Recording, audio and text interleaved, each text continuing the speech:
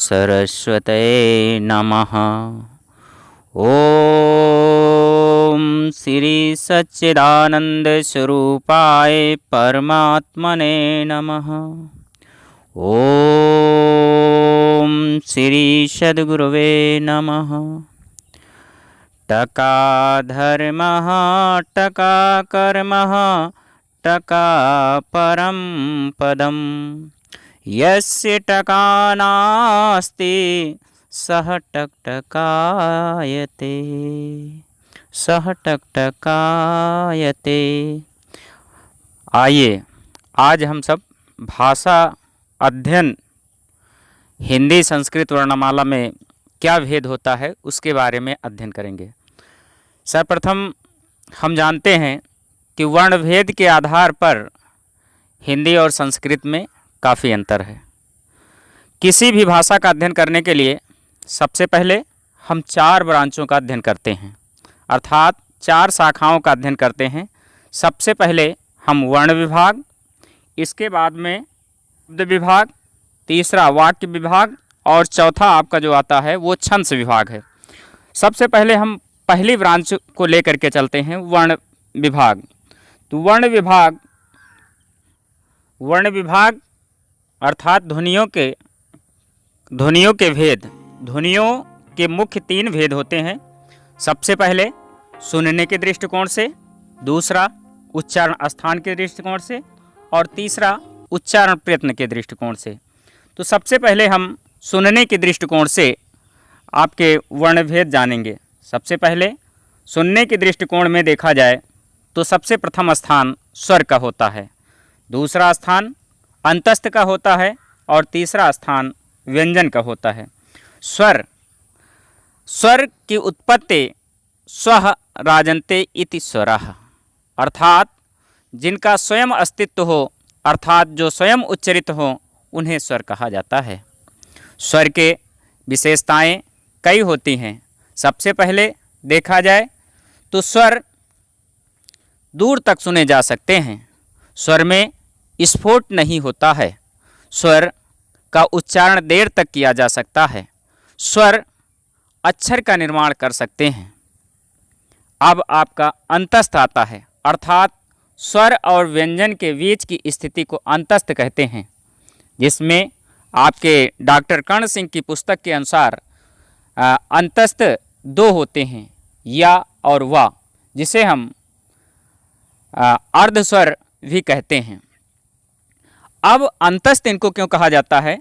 क्योंकि इसमें उच्चारण स्थान का मुख्य अवयव जिह्वा वो किसी दूसरे स्वर को, दूसरे उच्चारण अवयव को स्पर्श नहीं करती है, अर्थात उसके करीब तक जाती है।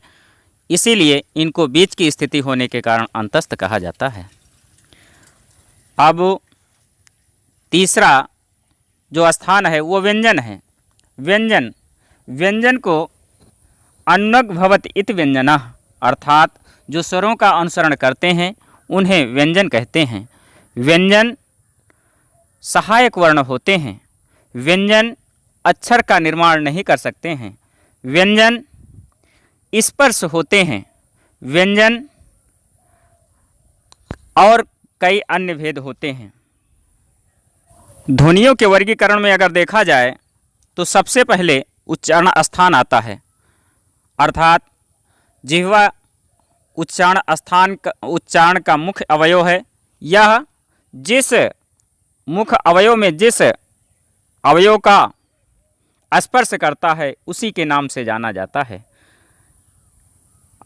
सबसे पहले देखा जाए तो लिखा है अकुहु विसर्जनीयानाम कंठः, अर्थात आ।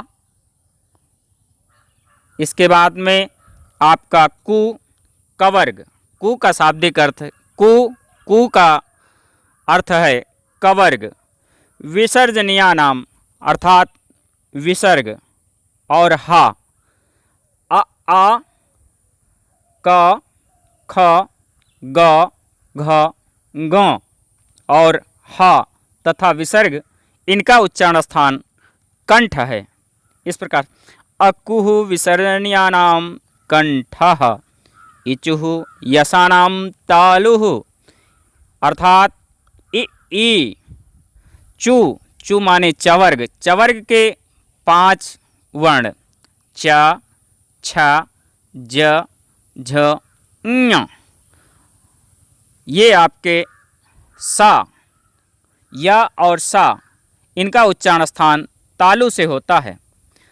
रि टोट्साणाम मूर्धः, रि टोट्साणाम मूर्धः अर्थात री, इसके बाद जिसको हम ऋण कहते हैं लेकिन री है, इसके बाद टू मूर्धः अर्थात री टू, टू बराबर टवर्ग, टवर्ग यानी ट ठ ड ढ ण, श यानी सा मूर्धा सा, इनका उच्चारण स्थान आपका ये मूर्धा है। इसके पश्चात में फिर आता है आपका लृ तुलसानाम दंताः, लृ तुलसानाम दंताः अर्थात लृ, इसके पश्चात में फिर आता है तू, तू का शाब्दिक अर्थ तवर्ग से है। तवर्ग के पंचम वर्ण इस प्रकार से हैं त थ द ध न, इसके बाद में फिर ल, ल के बाद में आता है श, तो ये आपके उच्चारण स्थान दंत से हैं, इनका उच्चारण स्थान दंत है।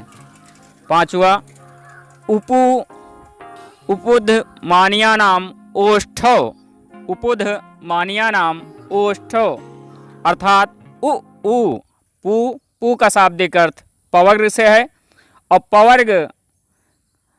पवर्ग में आपके 5 वर्ण इस प्रकार से आते हैं प फ ब भ म, इनका उच्चारण स्थान ओष्ठ से होता है। यमंगणनानाम नासिका च अर्थात ञ म ण ग न, इनका उच्चारण स्थान नासिका से होता है अर्थात प्राणवायु नासिका से निकलती है। इसके बाद एदैतोः कंठ तालुः, एदैतोः कंठ तालुः अर्थात ए आय का उच्चारण स्थान कंठ और तालु से होता है। इस प्रकार से हम और बारीकी से हम आपको बताएंगे कि आ का निर्माण आ प्लस ई से होता है, आ प्लस ई बराबर ए, आ स्थान कंठ और तालु से होता है।